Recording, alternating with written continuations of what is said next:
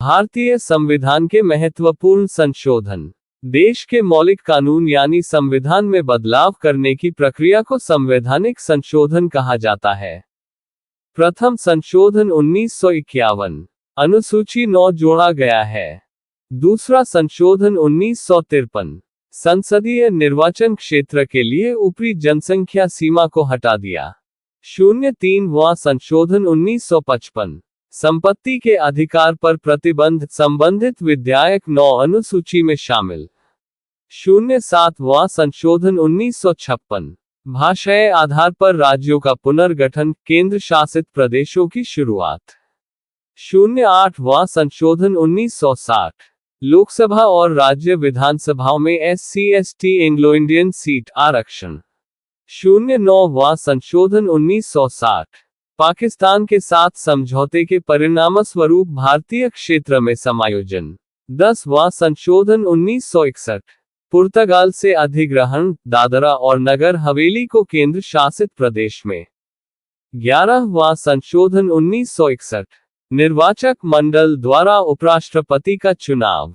12वां संशोधन 1961 गोवा, दमन और दीव को केंद्र शासित प्रदेश के रूप में शामिल किया गया। 13वां संशोधन 1962 अनुच्छेद 371A के तहत विशेष सुरक्षा के साथ नागालैंड राज्य का गठन।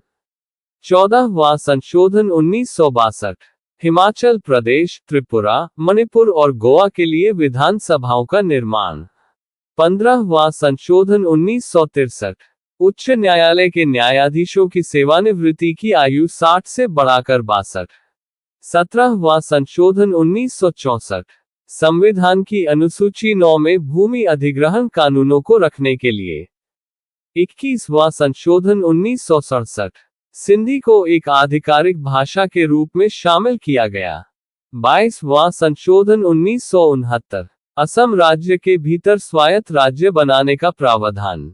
24वां संशोधन 1971 संसद को मौलिक अधिकारों को कम करने में सक्षम बनाना। 26वां संशोधन 1971 रियासतों के पूर्व शासकों को दिए जाने वाले प्रिवी पद समाप्ति। 27वां संशोधन 1972 एक केंद्र शासित प्रदेश में मिजोरम का पुनर्गठन।